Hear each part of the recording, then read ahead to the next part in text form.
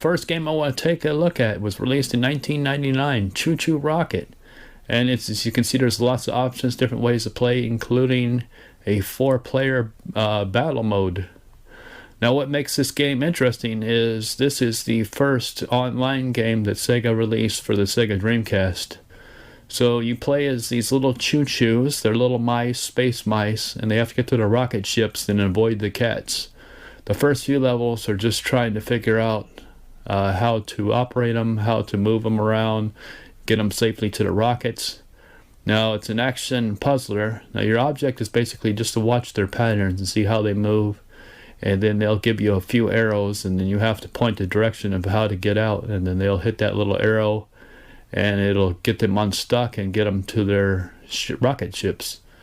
So as you can see here, I was just given an up, and I had to basically watch the pattern, see where they were getting stuck, and then put that arrow in. So this one, I got an arrow down. So same thing, I just got to figure out where the arrow goes and place it. Now this game was ported, of all things, to the Game Boy Advance. So if you have a Game Boy Advance, you can hunt down this game and play it. It has tons of levels. I believe there's close to 100 levels. Lots of little puzzles here and there to try to figure out how to get your ChuChus to their safety, to their ships, to fly off to the next objective. Hopefully to eventually get them home. And as you can see here, I got a right arrow, and I have to figure out where that right arrow goes to get them to their safety, to their ships. Later on in the levels, you will run into cats and different obstacles. They'll throw more arrows at you at a time. They may throw an up and down. They may throw 3 to 4 different directions. And basically it's just trial and error. It's just trying to figure out where they get stuck at and figuring out where those arrows go. And then later on there's also some really challenging puzzles with timing with the cats, where you'll have to time where the mice go at certain times in between the cats roaming back and forth certain directions to get them to their safety. And there's some really good level design in this game. Now the music is so-so. The graphics, like you can see, they're cute, but they're nothing to write home about.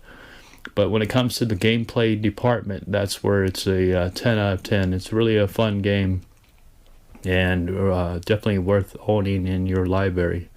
And like I said, this is the very first Sega Dreamcast online game. This is basically where it all started, and then they did a few others. There's even one game, I forget what it is. It's with these little swirly things, and it's another online game, and it was only released through a demo disc of all things. But this game, ChuChu Rocket, is fantastic. I definitely would like to see this come back in some form for the future one day from Sega, because this is a Sega in a game, so the Sega team worked on this and designed it, so it's pretty cool. Maybe even, I don't know, just somehow incorporate it into a future game or elements of it into other games. So pretty cool game, definitely very charming, very fun game. And as you can see here, I got a right arrow, and so I had to have to figure out the elements of how to get them unstuck. And when you place down an arrow, you can pick it up and replace it somewhere else. You just got to figure out where to place it and where to go. And like here, I'm trying to figure out which place to place it so they can get out to their ship safely. And there's a lot of this figuring out where to ricochet them off of certain walls and things. You got to keep an eye out in the mazes and things where there may be a possible place that once you place an arrow, they may ricochet off another and bounce back and forth to their objective, to their ships. So very interesting, fun game. Definitely worth owning, like I said, in your collection. And that is ChuChu Rocket, released in 1999. So basically right before the Y2K hit. Now on with number 2. Star Wars Racer. Star Wars Episode 1 Pod Racing. Now, there's a story that goes along with this one, and it's a true story.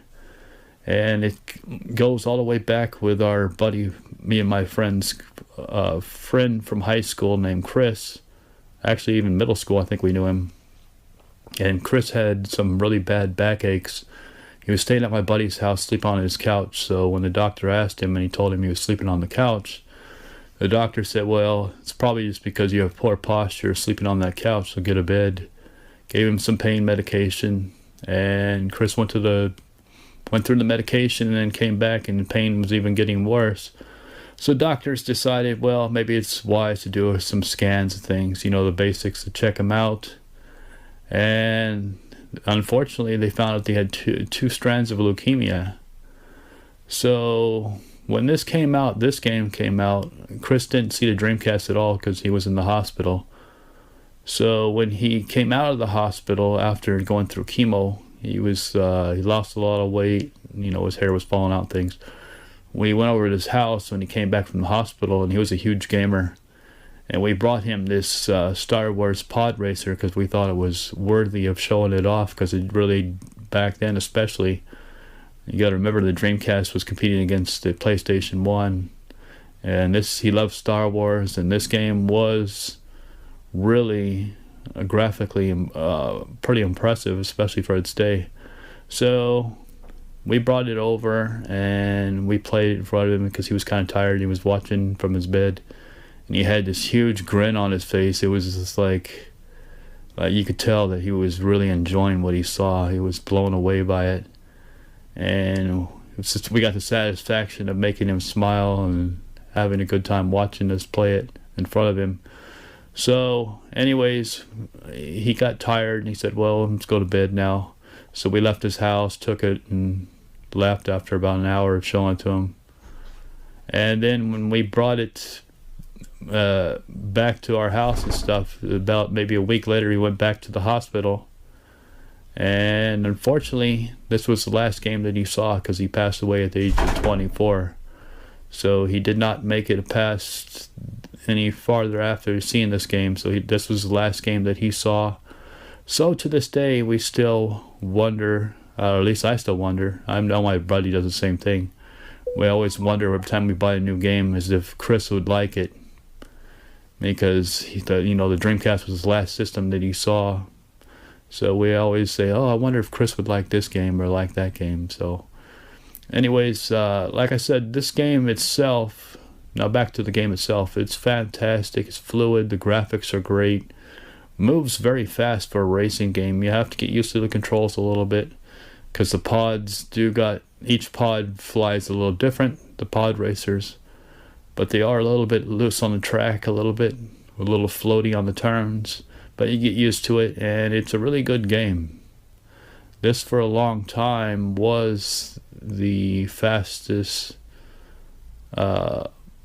racing game out there for this type of game, but I think now it's surpassed by probably there's a Shinyan game, I can't think of it now, Fast Racing Neo or something. It was on the Switch. I have it. I have to look it up later on what it is and do a video on it. But there is one a little bit faster than this, but this is a excellent fast racing pod racing game and really good. So anyways, that is Star Wars Racer on the Sega Dreamcast. Anyways, that is it for this episode. I hope you liked it. Don't forget to comment, like, subscribe, and as always, have a good one. Take care, everybody. Until next time.